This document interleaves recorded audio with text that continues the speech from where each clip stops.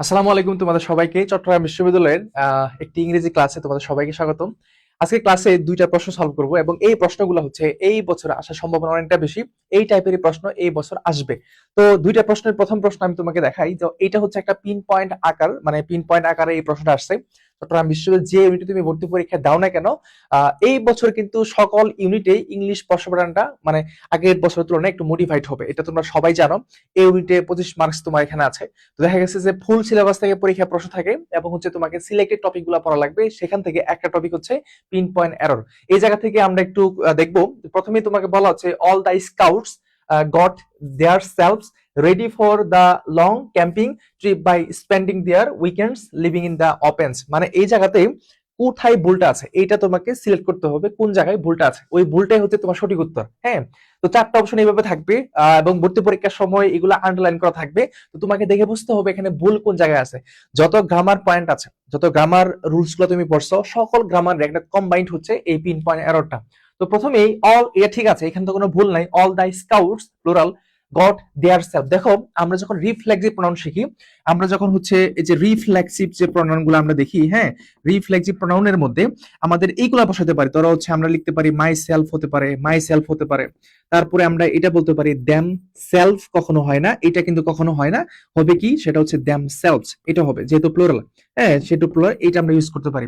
তাহলে এই জায়গাতে দেয়ার সেলফ তো কখনো হয় না, কখনো তো হয় না। এখানে যেহেতু প্লুরাল আছে, সেক্ষেত্রে তাদের একটা রিফ্লেক্সিভ প্রনাউন্সিয়েশন প্লুরাল ফর্ম নিয়ে আসছে। কিন্তু এই প্লুরাল ফর্মটা কখনোই আমরা এটা দেখি নাই যে হচ্ছে দেয়ার সেলফ বসে, এটা কখনোই হয় না। দেয়ার সেলফ কখনো হয় না, হয় কি বলতো, হয় হচ্ছে দ্যাম সেলফ। দ্যাট মিনস এই জায়গাতে পিন পয়েন্ট আকারে যদি আমরা বলি, তাহলে ভুল অংশটা হচ্ছে এই জায়গায়। তাহলে এখানে সঠিক উত্তর কোনটা পাইলাম, সেটা হচ্ছে এই দেয়ার সেলফ। তার মানে এই যে প্রশ্নটা আছে, এইটা ধারা তোমাকে একটা জিনিস বোঝানোর চেষ্টা করতেছি যে এই বছরেই পিন পয়েন্ট অ্যারো থেকে প্রশ্ন আসার সম্ভাবনা অনেকটা বেশি। এবং এইখানে যে কোনো এডে একটা প্রশ্ন তুমি পাবাই পাবা, একটা না আরো বেশিও পাইতে পারো।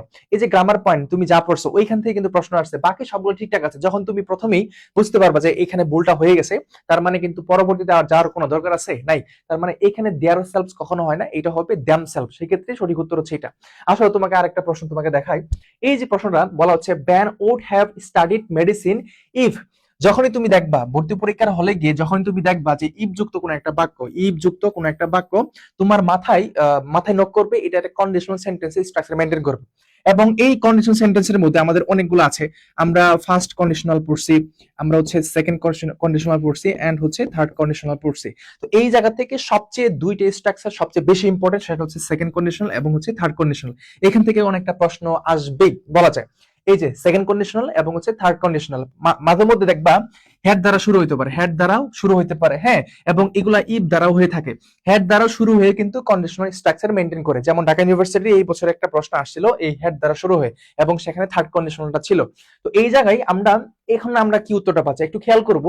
ইফ যুক্ত যে বাক্যের অংশটুকু আছে, যে ইফ যুক্ত যে বাক্যের অংশটুকু আছে, এর আগের অংশটুকু কি ফিল আপ করছে ওইটা দেখে আমি পরবর্তী অংশটা ফিল আপ করবো। এখন ব্যান উড হ্যাভ, যখনই তুমি দেখবা যে would have plus B three আছে, যখনই আমরা মূলত দেখবো, যখনই আমরা দেখবো যে হচ্ছে উড হ্যাভ প্লাস কি V three, would have plus B three, তখনই আমার নক করবে এটা হচ্ছে একটা থার্ড কন্ডিশনাল। এবং থার্ড কন্ডিশনালের মধ্যে আমার কোন টেন্সটা ইউজ করা হয়, ইউজ করা হয় পাস্ট পারফেক্ট টেন্স। থার্ড কন্ডিশনালের মধ্যে আমরা ইউজ করা হয় সেটা past perfect tense, past perfect টেন্সটা ইউজ করতে হয়। সেক্ষেত্রে এই জায়গাতে পাস্ট পারফেক্ট টেন্সটা আমার কোনটা আছে সেটা খেয়াল করতে হবে। দেখো প্রথমটা কিন্তু পাস্ট পারফেক্ট টেন্স না, তুমি এটা কাটতে পারো। দ্বিতীয়টা পাস্ট পারফেক্ট টেন্স না, তুমি কাটতে পারো। কিন্তু এখানে সি নাম্বার যেটা আছে এটা হচ্ছে পাস্ট পারফেক্ট টেন্সের স্ট্রাকচার হয়েছে। তার মানে সঠিক উত্তর হচ্ছে হ্যাড বিন অ্যাডমিটেড। তার মানে এই জায়গাটাতে প্যাসিভ মোডে চলে গেছে। এবং ডি নাম্বারটা ওয়ার অ্যাডমিটেড, এটা কিন্তু পাস্ট পারফেক্ট টেন্স না। সেক্ষেত্রে সঠিক উত্তর হচ্ছে কোনটা, সি নাম্বারটা। এখন একটু খেয়াল করো, Ben would have studied medicine if he had been to a medical school. তাকে ভর্তি করানোর কথা বলতেছে। সেক্ষেত্রে এই জায়গাটাতে এইটা হচ্ছে আমার কোন আলোকে পড়ছে, সেটা হচ্ছে প্যাসিভ মোডে চলে গেছে। কিন্তু আমাদের মূল থিওরিটা হচ্ছে এটা একটা পাস্ট পারফেক্ট টেন্স হইতে হবে, এবং এটাই পাস্ট পারফেক্ট টেন্স আছে, আর বাকিগুলো কিন্তু কোনো পাস্ট পারফেক্ট টেন্সটা নাই। সেক্ষেত্রে আমি তোমাকে এটা বলতে যাচ্ছি, পিন পয়েন্ট এরর একটা সিলেক্টেড টপিক, এখান থেকে একটা প্রশ্ন থাকবে 100% ধরে নাও। এবং কন্ডিশনাল সেন্টেন্স থেকে একটা প্রশ্ন আসবে, আজকের ভিডিওতে বলে দিলাম এখান থেকে একটা প্রশ্ন আসবে।